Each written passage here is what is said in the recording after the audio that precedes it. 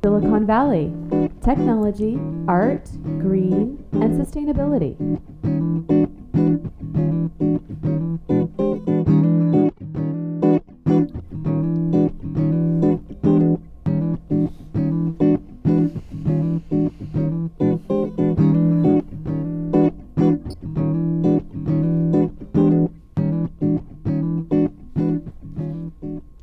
Welcome to another episode of Silicon Valley Tech, Art, Green, and Sustainability. Today I'm very honored to have a guest with me that I heard, I think, a couple months ago with the Sierra Club, Rose Braz, and am I pronouncing it right?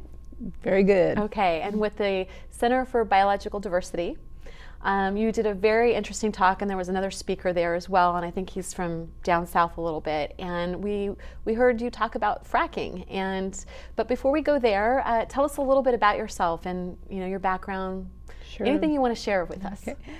Well, my name is Rose Braz, and I'm the Climate Campaign Director at the Center for Biological Diversity. I come to this work after a long history of working actually on social justice issues. Did a lot of work around anti-prison organizing, and went to school to become a lawyer and practiced law for a number of years, and really came to the climate change issue I think for a couple of reasons. One is it just intersects with so many different social justice, public health, and obviously environmental issues. And two, I think unlike some other issues, the time we have to act before we really have irreversible changes is just really shrinking. So I felt really this urgency, and was lucky enough and honored enough to come to the Center for Biological Diversity to work on climate change. So what kind of law did you work in then? I did criminal defense law for a number of years. And how long did you? For about 10 years. So, wow. And then I spent a lot of time doing anti-apartheid organizing in my youth, and then working from the criminal defense lawyer perspective to really try to make bigger changes in the criminal justice system, as doing anti-prison organizing for a number of years also. East Coast, West Coast? California. I'm a California native. And you went to school here for it too? I went to school here at Berkeley, both for undergraduate and for law school. And I was born in Concord, California. My dad's from Oakland. My mom's also from Pleasant Hill area. So you really are a local girl. I am a local girl. Yeah, I love the Bay Area, and I love California. Well, the work you're doing is so important. And tell us a little bit more about Center for Biological Diversity, because you're doing other things about and rather than just fracking. So tell us a little bit about what you guys are doing overall. Well, the Center for Biological Diversity is actually over 2 decades old. And our mission is really to protect all species, big and small, on the brink of extinction.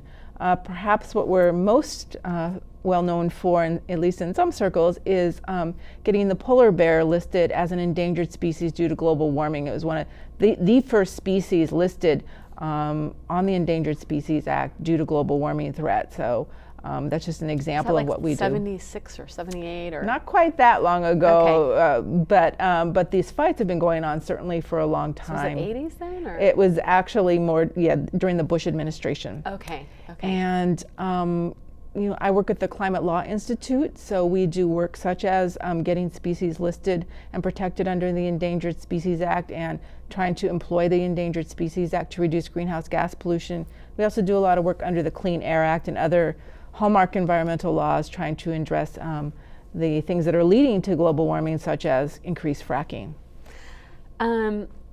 So I'm going to pull up the first slide right now if we can. And fracking is what we're talking about today. Tell us a little bit about the slide, if you will. Mm-hmm. Well, one of the first questions you hear is, what is fracking? And a lot of people, particularly in California, I think, are still somewhat in the dark about what fracking is.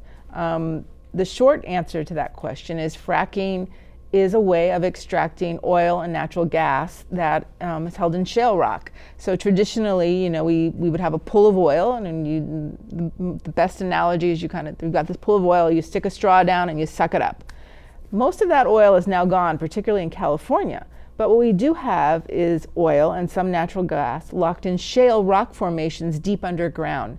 Through new fracking technologies, that oil, which was previously technically unrecoverable and economically unrecoverable, is quickly becoming accessible.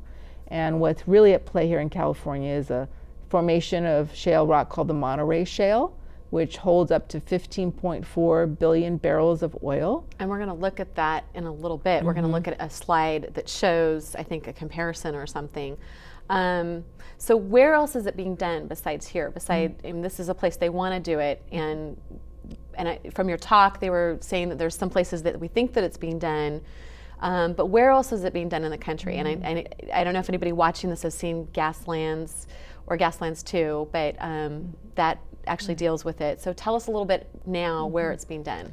Well, there are more than 30 states where fracking is occurring, and probably the most well-known places are places like Pennsylvania, North Dakota, Texas. These shale formations and fracking, the use of fracking in those shale formations have really transformed our landscape. One of my colleagues likes to call fracking oil and gas development on steroids, and it involves, pumping millions of gallons of water laced with toxic chemicals deep underground to break apart the shale formation that is holding the oil and natural gas. And one particularly important thing to note is that today's fracking is actually quite different than your grandfather's fracking. One thing you might hear is, oh, fracking's safe, it's been happening forever. But there are several technological developments, particularly the use of these chemical concoctions and the use of directional drilling or horizontal drilling, where you're not just going down, but you're going out horizontally up to 2 miles.